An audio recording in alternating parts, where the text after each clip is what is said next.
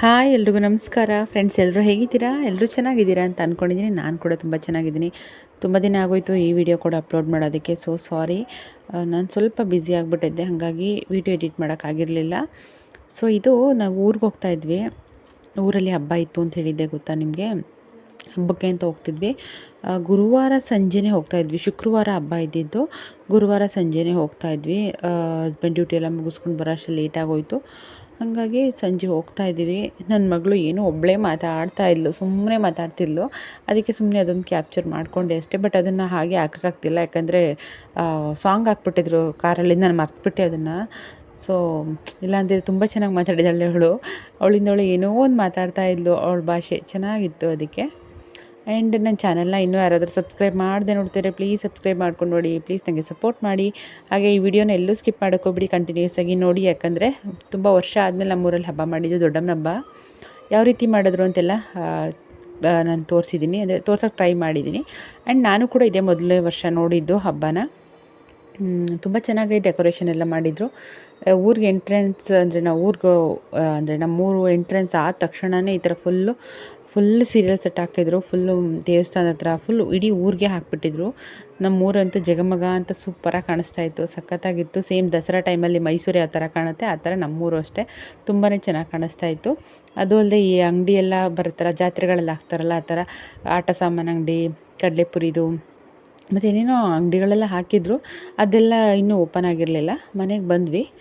And ಅದಾದಮೇಲೆ ನಾನು video continue ಮಾಡೋಕ್ಕಾಗಲಿಲ್ಲ. ಇದು ನೆಕ್ಸ್ಟ್ ಡೇ, ಮತ್ತು ಶುಕ್ರವಾರ ಅಂದರೆ ಹಬ್ಬದ ದಿನ ಸಂಜೆ ಆಗಿಬಿಟ್ಟಿದೆ. ಆಗಲೇ ಅಂದರೆ ಶುಕ್ರವಾರ ಬೆಳಗ್ಗೆನೇ ಫುಲ್ ಕೆಲಸ ಇತ್ತು ನನಗೆ. ಅಂದರೆ ಮನೆ ಕೆಲಸ, ಮನೆ ಕ್ಲೀನ್ ಮಾಡೋದು ಅದು ಇದು. ಯಾಕಂದರೆ ಅಮ್ಮಂಗೂ ಹುಷಾರಿಲ್ಲ, ಕಾಲೇಟ್ ಮಾಡ್ಕೊಂಡಿರೋದ್ರಿಂದ ಅವ್ರೇನು ಮಾಡ್ಕೊಳಕ್ಕಾಗಿರಲಿಲ್ಲ. ಹಾಗೆ ಸಂಗೀತಂಗೂ ಸ್ವಲ್ಪ ಹುಷಾರಿರಲಿಲ್ಲ, ಹಾಗಾಗಿ ನಾನೇ ಮಾಡಬೇಕಾಗಿತ್ತು.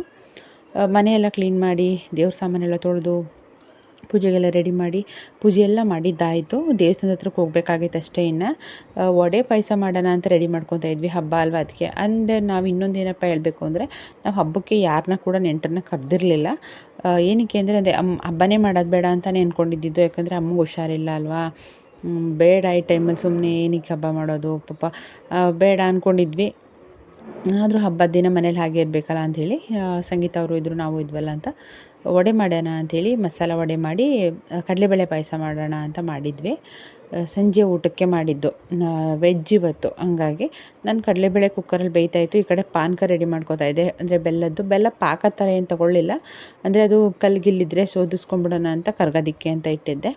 ಕಡಲೆಬೇಳೆ ಪಾಯಸ ಅಂದರೆ ಎಲ್ರಿಗೂ ಇಷ್ಟ ಆಗುತ್ತೆ. ಯಾಕೋ ಗೊತ್ತಿಲ್ಲ, ಒಂದು ಸ್ವಲ್ಪ ಕಡಲೆಬೇಳೆ ಜಾಸ್ತಿಯಾಗಿ ಸ್ವಲ್ಪ ಗಟ್ಟಿಯಾಗಿಬಿಟ್ಟಿತ್ತು ಅಷ್ಟೇ. ಬಟ್ ಟೇಸ್ಟ್ ಸೂಪರಾಗಿ ಬಂದಿತ್ತು. ಆಮೇಲೆ ಇಲ್ಲಿ ದೇವ್ರ ಮನೆ, ನಮ್ಮದು ದೇವ್ರ ಮನೆ ಇದೆಯಲ್ಲ ಅಪ್ಪ, ತುಂಬ ಹೊತ್ತು ಹಿಡಿಯುತ್ತೆ ಕೆಲಸ ಇದು. ಯಾಕಂದರೆ ಎಲ್ಲನೂ ಹಿತ್ತಾಳೆ ಪಾತ್ರೆಗಳೇ ಜಾಸ್ತಿ ಇರೋದು, ತೊಳೆದು ಕ್ಲೀನ್ ಮಾಡೋ ಅಷ್ಟರೊಳಗೆ ಒಂದು 2 ಅವರ್ಸ್ ಬೇಕು, 2 to 3 ಅವರ್ಸ್ ಬೇಕು. ನಾನೆಲ್ಲ ಹುಣ್ಸೆಹಣ್ಣಲ್ಲಿ ನಾನೊಂದು ಲಿಕ್ವಿಡ್ ರೆಡಿ ಮಾಡ್ಕೊತೀನಲ್ಲ, ಆ ಥರ ರೆಡಿ ಮಾಡಿಕೊಂಡು ಎಲ್ಲ ನೆನೆಸ್ಬಿಟ್ಟಿದ್ದೆ. ಚೆನ್ನಾಗಿ ನೆಂತಿತ್ತು, ಆಗ ಬೇಗ ಬೇಗ ತೊಳೆದು ಎಲ್ಲ ರೆಡಿ ಮಾಡಿದ್ದಾಯಿತು. ಪೂಜೆ ಕೂಡ ಮುಗಿಸ್ದೆ. ಸಂಜೆ 7 ಗಂಟೆ ಅಷ್ಟರಲ್ಲೆಲ್ಲ ಪೂಜೆ ಮುಗೀತು. ಅದಾದಮೇಲೆ ವಡೆ ಮಾಡ್ತಾಯಿದ್ವಿ. ಈ ಕಡೆ ಪಾಯಸ ರೆಡಿಯಾಗಿದೆ. ವಡೆ ಪಾಯಸ ಮಾಮೂಲಿ ಅನ್ನ ಸಾಂಬಾರು ಅಷ್ಟೇ ಮಾಡಿದ್ದು, ಸ್ಪೆಷಲ್ಲಾಗಿ ಇನ್ನೇನು ಮಾಡೋಕ್ಕಾಗಲಿಲ್ಲ.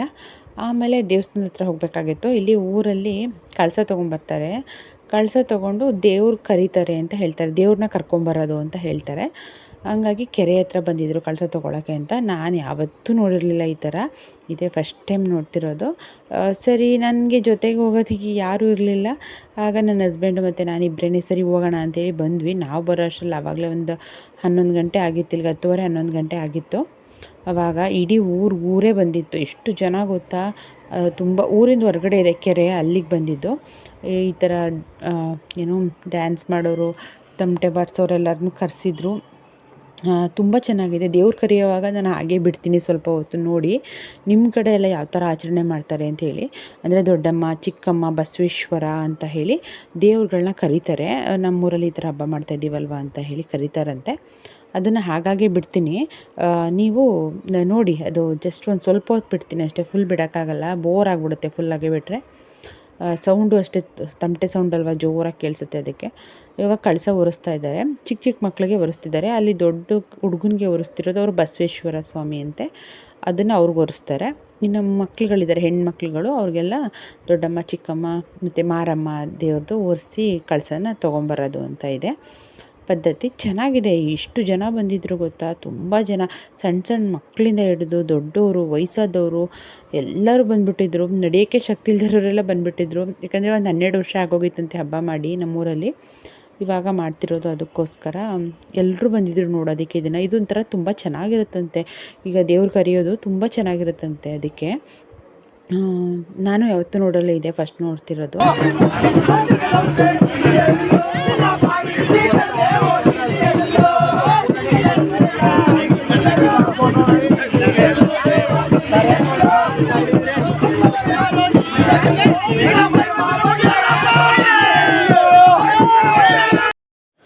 ದೇವ್ರನ್ನ ಈ ಥರ ಮೆರವಣಿಗೆ ಮಾಡಿಕೊಂಡು ಕೆರೆ ಹತ್ರದಿಂದ ಊರೊಳಗಡೆಗೆ ತಗೊಂಡು ಬಂದರು. ಇಲ್ಲಿ ನಮ್ಮದು ಊರು ದೇವಸ್ಥಾನ ಇದೆಯಲ್ಲ, ಮೊದಲು ಬಸವೇಶ್ವರ ಸ್ವಾಮಿ ದೇವಸ್ಥಾನ, ಅಲ್ಲಿ ಬರ್ತಾರೆ. ಎಷ್ಟು ಜನ ಇದ್ದಾರೆ ನೀವೇ ನೋಡಿ, ಸಖತ್ತು ಜನ. ಅಪ್ಪ ಮನೆ ಎಲ್ಲರೂ ಬಂದಿದ್ರು, ಸಣ್ಣ ಸಣ್ಣ ಮಕ್ಕಳಿಂದ ಬಂದಿದ್ದರು. ಎಲ್ಲರೂ ಮನೆಗಳ ಮೇಲೆ ನಿಂತಿದ್ದರು, ಈ ಥರ ನಿಂತ್ಕೊಂಡು ನೋಡ್ತಾಯಿದ್ರು. ತುಂಬ ಚೆನ್ನಾಗಿತ್ತು. ಆಮೇಲೆ ಇಲ್ಲಿ ಬಂದು ದೇವ್ರ ಹತ್ರ ಇಲ್ಲಿ ಒಳಗಡೆಗೆ ದೇವ್ರನ್ನ ಆರತಿ ಮಾಡಿ ಮನೆ ಅಂದರೆ ದೇವಸ್ಥಾನದ ಒಳಗಡೆ ಕರ್ಕೊಂಡು ಕಳಸನ ಎತ್ತಿ ದೇವಸ್ಥಾನದ ಒಳಗಡೆ ಇಡ್ತಾರೆ. ಆವಾಗ ಇಲ್ಲಿ ದೇವ್ರನ್ನ ಇವರು ಏನೋ ಅಪ್ಪಣೆ ಕೇಳಬೇಕಂತೆ. ಅಂದರೆ ಇದು ದೊಡ್ಡಮ್ಮನ ಹಬ್ಬ ಅಂದರೆ ಮರಿ ಕಡಿಯೋ ಹಬ್ಬ ಅಲ್ವಾ, ಹಾಗಾಗಿ ಏನೋ ಒಪ್ಪಿಗೆ ಕೇಳಬೇಕು. ಹಬ್ಬ ಮಾಡ್ತಾಯಿದ್ದೀವಿ ನಾವು, ಈ ಥರ ಮರಿ ಕಡಿತೀವಿ, ನಿಮಗೆಲ್ಲ ಒಪ್ಪಿಗೆ ಇದೆಯಾ, ಏನಾದರೂ ತಪ್ಪುಗಳಾಗಿದ್ರೆ ಕ್ಷಮಿಸು, ಊರಿಗೆಲ್ಲ ಒಳ್ಳೇದು ಮಾಡ್ಕೊಂಡೋಗಪ್ಪ, ಏನೇ ತಪ್ಪುಗಳಿದ್ರು ಏನೇ ಇದ್ದರೂ ಕ್ಷಮಿಸಿ, ಊರಲ್ಲಿರೋ ಜನಗಳಿಗೆ, ಮಕ್ಕಳು ಮರಿಗಳಿಗೆ, ದನ ಕರುಗಳಿಗೆಲ್ಲ ಒಳ್ಳೇದು ಮಾಡು, ಆರೋಗ್ಯ ಕೊಡು, ಮತ್ತು ಮಳೆ ಬೆಳೆ ಚೆನ್ನಾಗಾಗೋ ಥರ ಮಾಡು.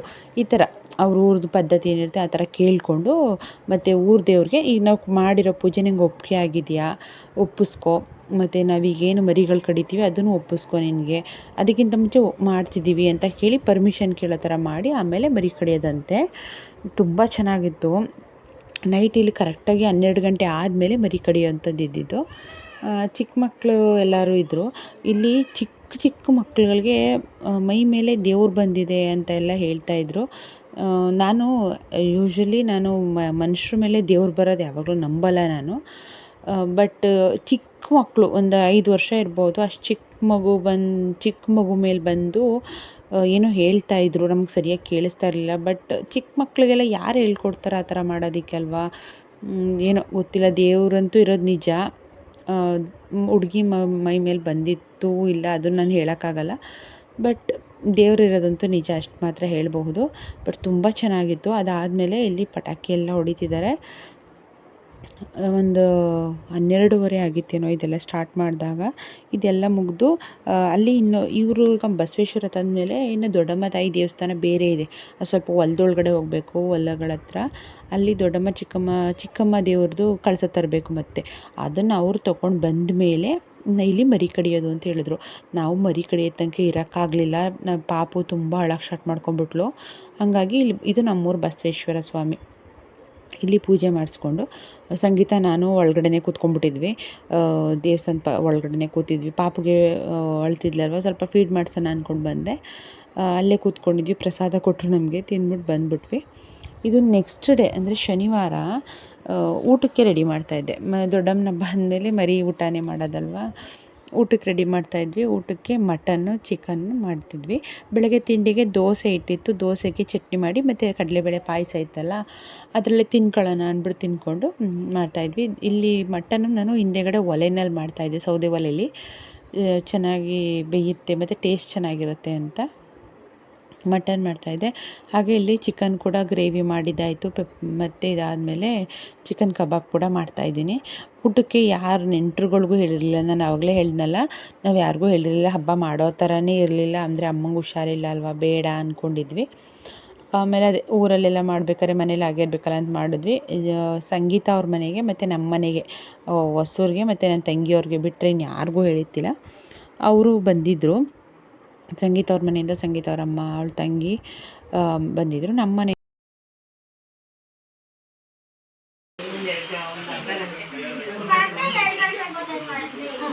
ತೋರಿಸಿ, ಲೆಗ್ ಪೀಸ್ ತೋರಿಸಿ, ಮೊಟ್ಟೆ ತೋರಿಸಿ. ಚೆನ್ನಾಗೈತೆ. ಎಲ್ಲ ಖಾಲಿ ಮಾಡ್ಕೊಂಬಿಟ್ಟವ್ರೆ. ಹತ್ರ ತಗೊಂಬರಲ್ಲ.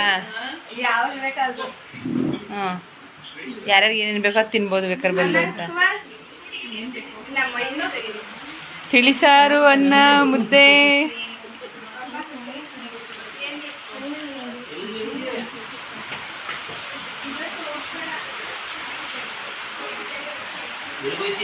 ಹೊರಗಡೆ ಮಳೆ ಬಂದೆ, ಕರ್ಕೋತೀನಿ. ನಮ್ಮ ಮನೆಯಿಂದ ಅಪ್ಪಾಜಿ ಅಮ್ಮ ಯಾರೂ ಬರೋಕ್ಕಾಗಲಿಲ್ಲ. ಅಮ್ಮಂಗೆ ಸ್ವಲ್ಪ ಹುಷಾರಿರಲಿಲ್ಲ. ನಮ್ಮ ಅಣ್ಣ ಬಂದಿದ್ದರು. ಅಣ್ಣ ಅವತ್ತು ವೆಜ್ಜು ನಾನ್ ವೆಜ್ ತಿನ್ನಲ್ಲ, ಆದ್ರೂ ಬಂದಿದ್ದರು. ಆಮೇಲೆ ನನ್ನ ತಂಗಿಯವ್ರ ಹಸ್ಬೆಂಡು ಮಕ್ಕಳೆಲ್ಲರೂ ಬಂದಿದ್ದರು. ಎಲ್ರದ್ದು ಊಟ ಆಯಿತು. ಅವರೆಲ್ಲ ಹೊರಟ್ಬಿಟ್ರು, ಲೇಟಾಗುತ್ತೆ ಮಳೆ ಟೈಮ್ ಅಂತ. ಇಲ್ಲಿ ಹಬ್ಬದ ದಿನ ಈ ಥರ ಬರ್ತಾರೆ, ಕಾಣಿಕೆ ಕೇಳ್ಕೊಂಡು ಬರ್ತಾರೆ. ಕೊಟ್ವಿ, ಪ್ರತಿ ಮನೆಯಿಂದ ಎಷ್ಟು ದುಡ್ಡು ಅಂತ ಕೊಡಬೇಕು. ಕೊಟ್ಟಾದಮೇಲೆ ಅವರು ನಮ್ಮ ಮಕ್ಕಳನ್ನ ನೋಡಿಬಿಟ್ಟು ಡ್ಯಾನ್ಸ್ ಮಾಡ್ತೀರಾ ಅಂತೇಳಿ ತಮಟೆ ಬಡಿತಾಯಿದ್ರು. ಈ ಮಕ್ಕಳುಗಳು ಸ್ಟಾರ್ಟಿಂಗಲ್ಲಿ ಡ್ಯಾನ್ಸ್ ಮಾಡಲಿಲ್ಲ, ಅವ್ರು ಹೋಗೋ ಟೈಮಲ್ಲಿ ಡ್ಯಾನ್ಸ್ ಮಾಡೋಕ್ಕೆ ಸ್ಟಾರ್ಟ್ ಮಾಡಿದ್ರು. ಅದಾದಮೇಲೆ ನಾನು ಊರಿಗೆ ಬರಬೇಕಿತ್ತು, ಮೈಸೂರಿಗೆ ಬರಬೇಕಿತ್ತಲ್ಲ. ಸಂಡೇ ಇದು, ಹೆಚ್ಚು ಕಮ್ಮಿ ಇದೊಂದು 3 ಡೇಸ್ ವ್ಲಾಗ್ ಆಗಿರುತ್ತೆ. ನನಗೆ ಬ್ಯುಸಿ ಇದ್ದಿದ್ದರಿಂದ ಕಂಟಿನ್ಯೂಸ್ ವ್ಲಾಗ್ ಥರ ಮಾಡೋಕ್ಕಾಗಲಿಲ್ಲ. ಸಂಡೇ ಮಾರ್ನಿಂಗ್ ಬಂದಿದ್ವಿ ನಾವಿಲ್ಲಿ ತೋಟದ ಹತ್ರ. ಮಳೆ ಬಂದಿತ್ತು.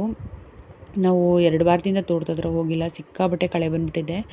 ಸ್ವಲ್ಪ ನುಗ್ಗೆ ಸೊಪ್ಪು ಕಿತ್ಕೊಂಡೆ ಬೇಕಾಗಿತ್ತು, ಮತ್ತು ನುಗ್ಗೆಕಾಯಿ ಕಿತ್ಕೊಂಡ್ವಿ. ಹಾಗೆ ಸ್ವಲ್ಪ ಮನೆಗೆ ಕರ್ಬೇವು ಸೊಪ್ಪು ಎಲ್ಲ ಬೇಕಾಗಿತ್ತು, ಎಲ್ಲ ಕಿತ್ಕೊಂಡು ಹೋಗೋಣ ಅಂದ್ಬಿಟ್ಟೇ ತೋಟದ ಹತ್ರಕ್ಕೆ ಬಂದಿದ್ವಿ. ಶುಂಠಿ ಪರವಾಗಿಲ್ಲ, ಚೆನ್ನಾಗಿ ಬಂದಿದ್ದೆ. ಶುಂಠಿ ಹಾಕಿದ್ವಲ್ಲ ನಾವು, ಅದು ಕಳೆ ತೆಗೆಸ್ಬೇಕಿತ್ತು. ಕಳೆ ಬಂದುಬಿಟ್ಟಿದೆ.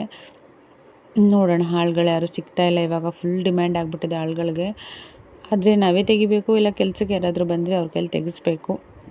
ಅದಾದಮೇಲೆ ಕರ್ಬೇವು ಸೊಪ್ಪು ಬೇಕಾಗಿತ್ತು. ಕರ್ಬೇವು ಸೊಪ್ಪು ಕಿತ್ಕೊಬರೋಕ್ಕೆ ಅಂತ ಹೋಗ್ತಾ ಇದ್ದೆ. ಅಲ್ಲಿ ನೋಡಿದ್ರೆ ನಮ್ಮದು ಒಂದು ಮಲ್ಲಿಗೆ ಗಿಡ ಉಟ್ಬಿಟ್ಟಿದೆ. ಅದು ಅಮ್ಮನೇ ನೆಟ್ಟಿದ್ರಂತೆ. ಅದು ಹೂ ಬಿಡ್ತಿರ್ಲಿಲ್ಲ, ಏನಪ್ಪ ಈ ಸಲ ಸಿಕ್ಕಾಬಟ್ಟೆ ಹೂ ಬಿಟ್ಬಿಟ್ಟಿತ್ತು. ಚೆನ್ನಾಗಿ ದುಂಡು ಮಲ್ಲಿಗೆ ಹೇಳ್ತಾರಲ್ಲ, ಆ ಥರ ದಪ್ಪಗಿರೋ ಮಲ್ಲಿಗೆ. ಹಾಗಾಗಿ ನೋಡಿದೆ. ಆಮೇಲೆ ನೆಲ್ಲಿಕಾಯಿ ಮರ, ಅದು ಕೂಡ ಚೆನ್ನಾಗಿ ಹಣ್ಣಾಗಿ ದಪ್ಪಗೆ ಬಿಟ್ಟಿತ್ತು ಕಾಯಿನ. ಅದಕ್ಕೆ ಸ್ವಲ್ಪ ನೆಲ್ಲಿಕಾಯಿ ಕಿತ್ಕೊಂಡು ಅಲ್ಲಿಂದ ತಿಂದ್ಕೊಂಡು, ಹಲಸಿನಕಾಯಿ ಇತ್ತು, ಹಲಸಿನ ಹಣ್ಣು ಕೂಡ ಬಿಟ್ಟಿತ್ತು, ಬಲ್ತಿರೋ ಕಾಯಿಗಳಿದ್ವು. ಹಲಸಿನ ಹಣ್ಣು ಕಿತ್ಕೊಂಡು, ನುಗ್ಗೆಕಾಯಿ ಕಿತ್ಕೊಂಡು, ಅಂದರೆ ನಾವು ಮೈಸೂರಿಗೆ ಬರ್ಬೇಕಾದ್ರೆ ಯಾವಾಗಲೂ ನುಗ್ಗೆಕಾಯಿ ಎಷ್ಟು ಸಿಗುತ್ತೆ ಅಷ್ಟು ತಂದುಬಿಡ್ತೀವಿ. ಯಾಕಂದರೆ ಇಲ್ಲಿ ಫ್ರೆಂಡ್ಸ್ ಯಾರು ಇರ್ತಾರಲ್ಲ, ಕೊಡೋಣ ಅಂಥೇಳಿ ತೊಗೊಂಡು ಬಂದ್ವಿ. ಮಾವಿನಕಾಯಿ, ತೆಂಗಿನಕಾಯಿ, ನುಗ್ಗೆಕಾಯಿ, ಕರಿಬೇವು ಸೊಪ್ಪು, ಹಲಸಿನಕಾಯಿ ಎಲ್ಲ. ಒಂದು ಸಲ ನಾವು ಈ ಥರ ಹೊಲ್ದ ಹತ್ರ ಹೋದರೆ ಆಲ್ಮೋಸ್ಟ್ ಸ್ವಲ್ಪ ಐಟಮ್ ಎಲ್ಲ ಸಿಕ್ಬಿಡುತ್ತೆ. ನಾವು ಡೈರೆಕ್ಟು ಮೈಸೂರಿಗೆ ಬರಲಿಲ್ಲ, ಹೊಸೂರಿಗೆ ಹೋಗಿದ್ದು. ಅಲ್ಲಿ ಅಮ್ಮವ್ರನ್ನ ನೋಡಿಕೊಂಡು ಆಮೇಲೆ ಮೈಸೂರಿಗೆ ಬಂದುಬಿಟ್ವಿ. ಆ್ಯಂಡ್ ಈ ವಿಡಿಯೋ ಕೂಡ ಇಷ್ಟೇ, ಇಲ್ಲಿಗೆ ಎಂಡ್ ಮಾಡ್ತಾಯಿದ್ದೀನಿ. ನಾನು ನಿಮಗೆ ಮುಂದಿನ